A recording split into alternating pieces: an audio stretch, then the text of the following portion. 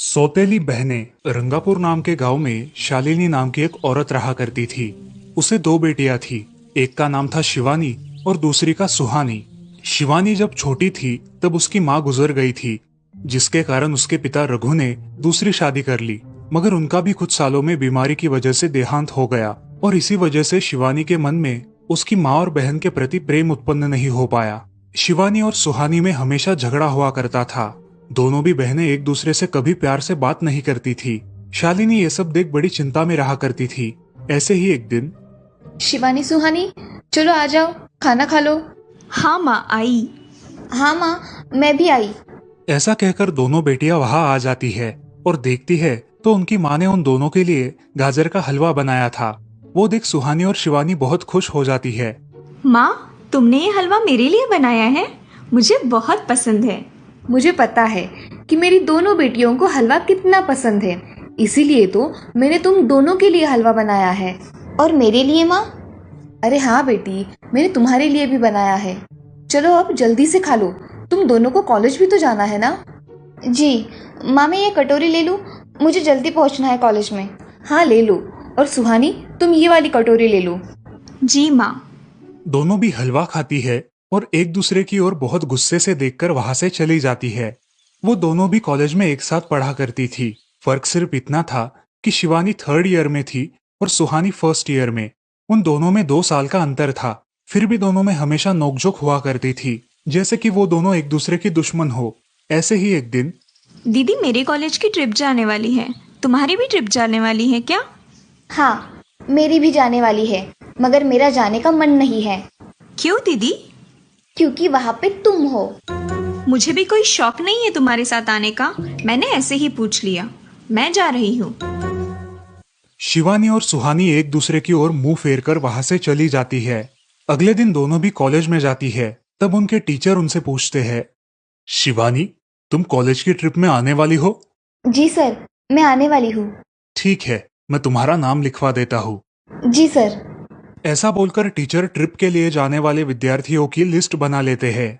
घर आकर शिवानी और सुहानी ये बातें अपनी माँ को बताती है। सुहानी, शिवानी, तुम दोनों ट्रिप के लिए जा रही हो, मगर वहां जाके झगड़ा मत करना, नहीं तो ट्रिप पे जाने की कोई जरूरत नहीं है। नहीं माँ, हम झगड़ा नहीं करेंगे। हाँ माँ, हम झगड़ा नहीं करेंगे। तो फिर ठीक है, तुम दोनों जाओ। ये लो ट्रिप के लिए पैसे, और बाकी के ये तुम्हारे पास ही रखना। माँ, हम कल जाएंगे और 2 दिन के बाद वापस आएंगे। ठीक है, चलो अब सो जाते हैं, कल तुम दोनों को निकलना है। अब वो सब खाना खाकर सो जाती है। अगले ही दिन सुबह उठकर वो दोनों भी अपने अपने बस में बैठकर ट्रिप के लिए निकल जाती है और इधर शालिनी अपने काम में व्यस्त हो जाती है। ऐसे ही कुछ देर बाद शालिनी को शिवानी का फोन आता है। माँ, हम दोनों यहाँ ट्रिप की जगह पहुँच गए हैं। अच्छा बेटी, तुम दोनों ठीक हो ना? हाँ माँ, मैं रखती हूँ, हमें यहाँ अलग अलग स्पॉट देखने जाना है। ठीक है, और जब वक्त मिले तो फोन कर देना। हाँ माँ, अपना और सुहानी का ख्याल रखना। हाँ माँ। फोन रखने के बाद शिवानी और उसके क्लास के सारे दोस्त वहाँ की एक जगह देखने जाते हैं। सुहानी भी उसके क्लास के साथ एक दूसरी जगह देखने निकल जाती है। सारे बच्चे एक साथ घूमकर वापस आते हैं। शिवानी सुहानी को ढूंढती है, मगर सुहानी उसे कहीं दिखाई नहीं देती। इसीलिए शिवानी को बड़ी चिंता होने लगती है। अरे, ये सुहानी कहाँ रह गई? इसका तो कुछ भी पता नहीं, कहाँ ढूंढूं इसे?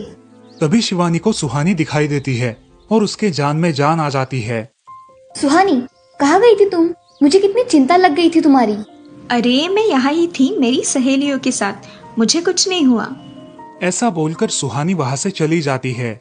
दूसरे दिन सब लड़के लड़कियाँ जल्दी उठकर अपनी तैयारी कर लेते हैं और पहाड़ पर जाने के लिए निकलते हैं।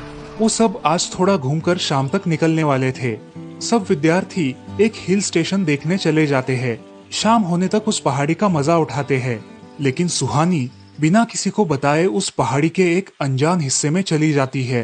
वहाँ का मनमोहक दृश्य देखते देखते गलती से उसका पैर फिसल जाता है और वो वहाँ से नीचे गिर जाती है। शाम हो जाने के कारण सभी विद्यार्थी वहाँ से निकलने लगते हैं और यहाँ सुहानी एक पेड़ के सहारे उस पहाड़ी की चोटी पर लटकी रहती है। शिवानी सभी विद्यार्थियों में अपनी बहन को ढूंढती है, लेकिन वो उसे कहीं नहीं मिलती। सुहानी को ढूंढते ढूंढते शिवानी वापस उसी पहाड़ी के पास आती है और उसे आवाज लगाती है। सुहानी, सुहानी कहाँ हो तुम? दीदी मैं यहाँ हूँ, बचाओ मुझे, मैं यहाँ हूँ। सुहानी की आवाज की ओर जाते ही उसे पता चलता है कि सुहानी पहाड़ी पर लटकी है। ये सब देखकर शिवानी बहुत घबरा जाती है। शिवानी अपनी पूरी ताकत लगाकर उसे ऊपर खींच लेती है। तुम यहाँ क्यों आई थी? अगर तुम्हें कुछ हो जाता तो मैं क्या करती? माँ को क्या जवाब देती? दीदी मेरा पैर फिसल कर मैं वहाँ गिर गई। मैंने बहुत आवाज दी मगर मेरी आवाज किसी ने नहीं सुनी। तुम ढूंढती हुई आई और मुझे बचा लिया। तुम दुनिया की बेस्ट दीदी हो। हाँ सुहानी, चलो अब घर जाने के लिए देर हो जाएगी, बस निकल जाएगी। सुहानी को ऊपर खींचते वक्त शिवानी के हाथ पर बहुत सारे जख्म हो गए थे, इसीलिए सुहानी अपनी ओढ़नी फाड़कर उसके हाथ पे बांध देती है और अब वो दोनों बस के पास चले जाते हैं। क्या हुआ है शिवानी? हाथ से खून बह रहा है तुम्हारे? कुछ नहीं सर, मैं वहाँ पे गिर गई थी, अब मैं ठीक हूँ। टीचर और सारे छात्र गाड़ी में बैठकर घर जाने के लिए निकलते हैं। घर आने के बाद शिवानी सारी हकीकत अपनी माँ को बताती है और वो सब सुनकर माँ दोनों को गले लगाकर रोने लगती है। तुम दोनों एक दूसरे के साथ होते हो इसीलिए मुझे कोई टेंशन नहीं रहता, मगर मेरी बच्चियों खुद का भी ख्याल रखा करो। उस दिन के बाद दोनों सौतेली बहनों ने अपने बीच की सब नोकझोंक बंद कर दी और हंसी खुशी सगी बहनों की तरह रहने लगी। दोस्तों, इस कहानी से हमें ये सीख मिलती है कि हम सबको एक दूसरे के प्रति द्वेष की भावनाएं छोड़कर प्यार से रहना चाहिए। चंदनपुर नाम के गांव में चंपा नाम की एक औरत रहती थी। पति, 2 बच्चे और एक बेटी, ऐसा उनका पूरा परिवार था। उसका पति श्रीधर पोस्ट ऑफिस में जॉब करता था।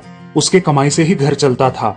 चंपा ने अपने घर के सामने एक छोटी सी दुकान खोल के रखी थी। उससे उसे जो भी मुनाफा होता वो अपनी बेटी की शादी के लिए जमा करके रखती। ऐसे ही बहुत दिन बीत जाते हैं। अब बच्चे भी बड़े हो जाते हैं। बड़ा बेटा अशोक डॉक्टर और छोटा बेटा रवि वकील बन जाता है और दोनों अपनी ट्रेनिंग पूरी करने लगते हैं। एक दिन उनकी बहन ज्योति के लिए एक अच्छा रिश्ता आता है और ज्योति की शादी पड़ोस के गांव के सरपंच जी के बेटे से हो जाती है। ज्योति बहुत ही कामचोर और गुस्सा करने वाली होती है। इसी कारण उसके ससुराल से उसे निकाल दिया जाता है। वो अपने पति को लेकर अपने मायके रहने आती है। अब चंपा का जमाई दुकान चलाता है और चंपा और ज्योति आराम से वहाँ रहती है। अरे ज्योति, जरा अपने कामचोर पति को कुछ काम करना क्यों नहीं सिखाती हो? कुछ काम का नहीं है वो। अरे हाँ माँ, उनके पिताजी ने तो उन्हें ही घर से निकाल दिया और हमारे माथे मर दिया। जाने दो, पति है। माँ और बेटी इसी तरह तानेबाजी करती रहती। अब बड़े बेटे अशोक की शादी उन्हीं के गांव के एक लड़की से करा दी गई, लेकिन उस लड़की से भी चंपा बहुत काम करवाती और वो बेचारी सासू माँ का आदर करके सब काम चुपचाप करती थी। एक दिन वो काम करके थक गई और एक जगह पर बैठ गई। ए कामचोर कमला, इतना सारा काम पड़ा है घर में, क्या वो तुम्हारा बाप आके करेगा? चलो उठ, काम कर। हाँ हाँ माँ जी, करती हूँ। ऐसा कह के कमला अपने काम पर लग जाती है और सारा काम खत्म कर देती है। चंपा अपने बेटे अशोक से घर आने के बाद चुगलियां किया करती थी। अशोक घर आकर कमला को बहुत भला बुरा कहता और कभी कभी तो उस पर हाथ भी उठाया करता था। ये सब रवि देखा करता था और रवि को बहुत बुरा लगता था। अशोक मारने आता तो रवि बीच में पड़ जाता और माँ बाप को डांटता था और वही झगड़ा खत्म हो जाता था। ऐसा बहुत दिन चलता रहा। रवि को रंजना नाम की एक लड़की बहुत पसंद थी, जो कि एक न्यूज रिपोर्टर थी। क्या तुम मुझसे शादी करोगी? मुझे तुम बहुत पसंद हो। हाँ, मगर रवि, तुम्हारे घर में तुम्हारी माँ का बर्ताव मुझे बिल्कुल पसंद नहीं है, इसीलिए पहले तुम इसका कोई हल निकालो। अरे रंजना, मैं हूँ ना तुम्हारे साथ, तुम्हें टेंशन की क्या बात है? मगर रवि, तुम भी अगर मुझे मारने पीटने लगे तो मैं तुम्हें कोर्ट में खींचूंगी।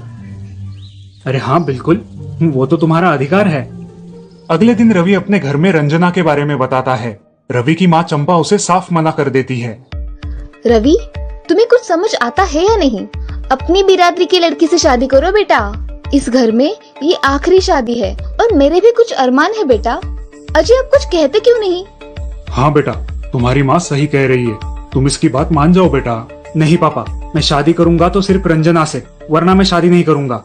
सब चुप हो जाते हैं। अगले दिन रवि मंदिर से शादी करके घर आता है। सब अचरज से रवि की ओर देखते हैं और चुपचाप अपने कमरे में चले जाते हैं। कमला उन दोनों का स्वागत करती है और वो दोनों अपने कमरे में जाते हैं। कैसे लगा मेरा घर? अच्छा है, मगर सब मिलजुल के रहे तो और भी अच्छा होगा। रंजना, तुम्हें मेरी माँ को सबक सिखाना होगा, तभी घर के सारे सदस्य ठीक हो जाएंगे। ठीक है रवि, जैसा तुम चाहो। अगले दिन रंजना अपने घर के मंदिर में पूजा करने जाती है। तभी रुको, मेरे भगवान के मंदिर में तुम मत आओ, जाओ यहाँ से। ये कहकर सास रंजना को वहां से भगा देती है और घर के किसी भी काम को करने से मना कर देती है। तब क्या माँ जी, आज से मैं इस घर की बहू हूँ। इस घर पे मेरा भी उतना ही अधिकार है जितना कि आपका। क्या बोल क्या रही हो? निकल जाओ मेरे घर से। खबरदार अगर हाथ भी लगाया तो। पता है ना, मैं न्यूज रिपोर्टर हूँ। रातों रात खबर छाप दूंगी और कोर्ट के चक्कर लगेंगे वो अलग, समझिए आप। सास चुपचाप देखने लगी और उसकी बेटी और ससुर भी देखते ही रह गए। रंजना ने कमला से कहा, दीदी मुझे आपसे काम है, आप मेरे कमरे में आइए। और हाँ, आज से खाना ज्योति दीदी आप बनाएंगी। अरे माँ, तुम कुछ बोल क्यों नहीं रही हो? ये मुझे काम करने को बोल रही है। अजी सुनते हो? चलो मेरी मदद करो। हाँ आता हूँ। ज्योति किचन का काम करने चली गई और सास बाहर का काम करने लगी। रंजना कमला को लेकर अपने कमरे में गई और उससे कहा, कमला दीदी, आप कुछ कहते क्यों नहीं? आप चुपचाप सह लेती हो, उसका ये नतीजा है। अब देखो दीदी कैसे काम कर रही है। आप कुछ काम करती थी क्या शादी के पहले?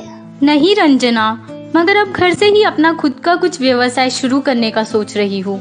बहुत अच्छे दीदी, अब आप किसी से मत डरिए, हम हैं आपके साथ। सच में किसी के साथ होने का कितना महत्व होता है। अब उसकी सासू माँ ही घर के सारे काम करने लगी थी और ज्योति को काम करवाने की वजह से ज्योति भी अपने ससुराल जाने की सोच रही थी। अजी, यहाँ तो काम वाली से भी ज्यादा बुरी हालत हमारी हो गई है।